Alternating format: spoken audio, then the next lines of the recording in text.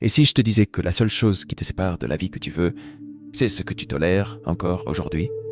Pas le manque d'opportunités, pas l'économie, pas ton passé, mais ce que toi, consciemment ou non, tu autorises dans ta vie. Chaque seconde où tu acceptes un bof, un ça ira, un je ferai ça plus tard, tu construis un mur invisible entre toi et tes désirs les plus profonds. Tu veux plus? Alors écoute bien. Ce n'est pas la chance qui fait les gagnants. Ce n'est pas le talent non plus. C'est un choix, une décision, une rupture nette avec tout ce qui ne correspond plus à la personne que tu veux devenir. Et ce script, c'est exactement ça. Une claque mentale, une boussole, un miroir, peu importe comment tu l'appelles.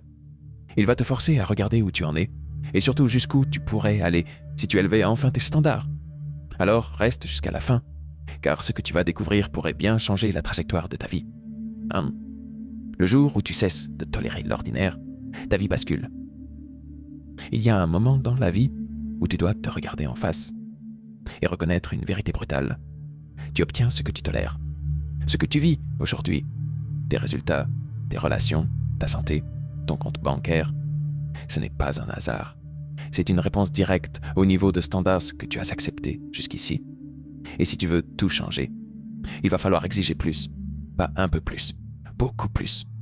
Parce que tant que tu acceptes l'à peu près, tu restes coincé dans une vie tiède. Le confort, c'est une prison déguisée.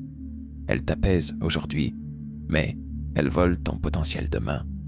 Ce que tu acceptes par facilité devient ce que tu perpétues par habitude. Et si tu décidais aujourd'hui que le moyen n'a plus sa place dans ton existence?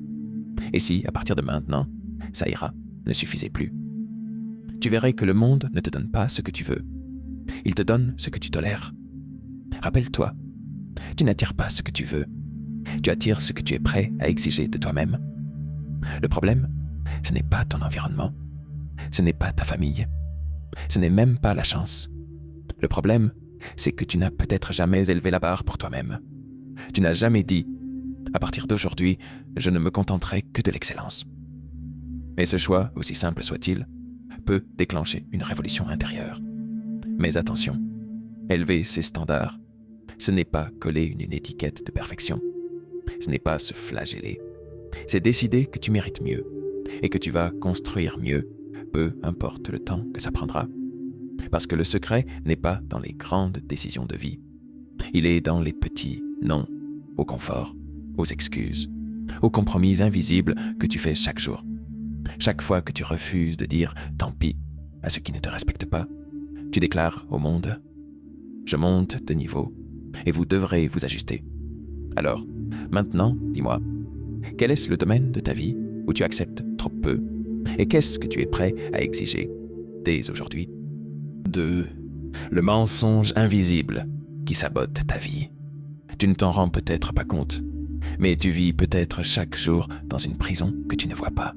Elle n'a pas de mur, pas de cadenas, mais elle t'enferme. Elle t'étouffe. Elle te chuchote doucement, sans arrêt. Tu n'y arriveras pas. Tu l'entends? Ce murmure familier, presque confortable. Ce « je suis trop vieux ». Ce « je suis trop jeune ». Ce « je suis comme ça depuis toujours ». Ces pensées ne sont pas la réalité. Ce sont des programmations, des mensonges habillés en vérité, répétés si souvent dans ta tête que tu as fini par les croire. Le plus vicieux, c'est qu'ils se déguisent en lucidité. Ils disent « sois raisonnable ». Ils disent « protège-toi de l'échec ». Mais ce qu'ils font réellement, c'est te priver de ton expansion. Tu sais ce qui fait la différence entre ceux qui percent et ceux qui piétinent? Ce n'est pas une compétence, ce n'est pas un diplôme. C'est la capacité à se libérer de ses voix, à se dire « et si ce que je crois sur moi était faux? Imagine. Et si tu n'étais pas trop tard, mais exactement à l'heure? Et si tes échecs n'étaient pas une preuve d'incompétence, mais une preuve de persistance? Et si tout ce que tu considères comme une faiblesse n'était qu'un champ de force en sommeil? Le cerveau est un outil puissant, mais il ne sait faire qu'une chose, répéter ce qu'on lui apprend. Chaque « je ne peux pas » que tu penses, il le grave. Chaque « je ne suis pas fait pour ça », il le transforme en limitation. Mais il suffit d'un nouveau message, répété avec intention, pour reprogrammer tout un système. C'est scientifique, c'est réel. Et c'est entre tes mains. Le premier pas, l'écoute. Écoute tes excuses. Écoute ces phrases qui commencent par « je ne suis pas assez ». Ne les combats pas. Expose-les, questionne-les, déshabille-les et regarde-les se dissoudre. Puis, doucement, remplace-les. Je suis prête à apprendre. Je mérite de tenter. J'ai le droit d'évoluer. Ce n'est pas un miracle. C'est un processus. Et tu n'as pas besoin de tout changer en un jour. Tu dois juste refuser, une fois, de croire aux mensonges. Cette décision-là, si tu la prends vraiment, elle peut redessiner toute ta vie. 3. La goutte d'eau qui fend la montagne. Il y a une force silencieuse qui bat tous les records. Elle ne fait pas de bruit. Elle n'attire pas les projecteurs. Mais elle crée l'irréversible.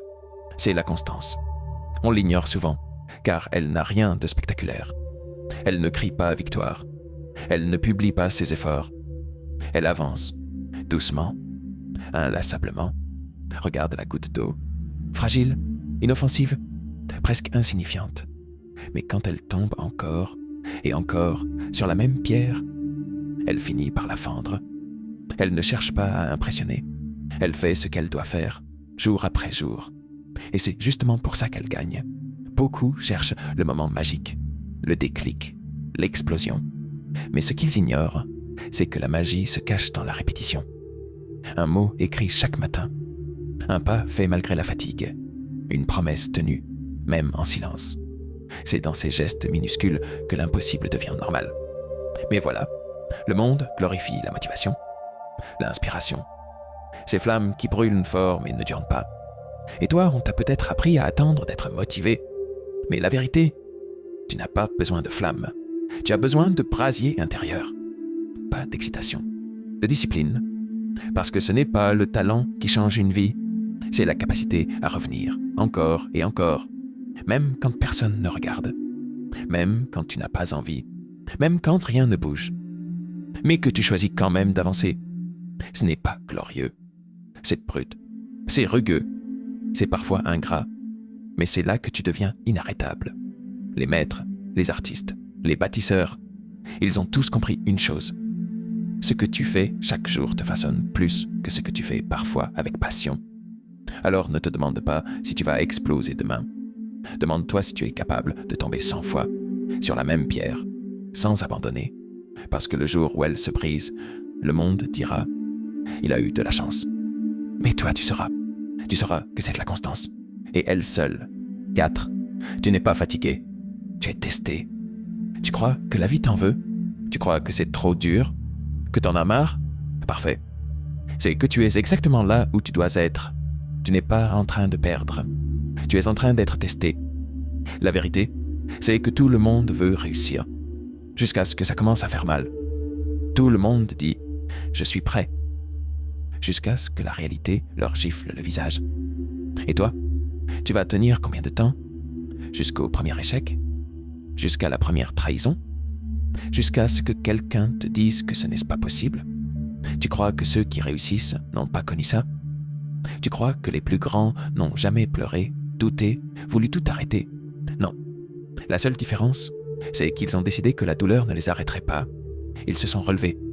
Encore, encore et encore. Pas parce qu'ils étaient plus forts, mais parce qu'ils ont refusé d'abandonner. Tu veux la vérité? Elle est moche. Tu vas échouer, tu vas perdre, tu vas être humilié, et personne ne viendra te sauver. Mais tu as deux choix. Soit tu deviens une victime, soit tu deviens plus dangereux que l'adversité elle-même. La vie te frappe. Resserre les dents. Ton entourage ne te soutient pas. Apprends à te soutenir toi-même. Tu tombes encore? Relève-toi avec du feu dans le regard. Parce que la résilience, ce n'est pas la résistance. C'est l'art de transformer la douleur en énergie. C'est regarder tes cicatrices et dire « Ça, ce n'est pas une faiblesse, c'est une armure. » Tu veux que ton histoire inspire? Alors fais en sorte qu'elle soit difficile à croire.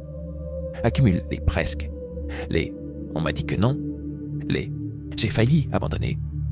Et un jour, ce seront les chapitres qui feront pleurer les autres. Passe-toi. Mais pour ça, tu dois traverser le feu. Pas une fois, pas deux. Autant de fois qu'il le faudra, parce que le seul qui échoue vraiment, c'est celui qui arrête avant de gagner.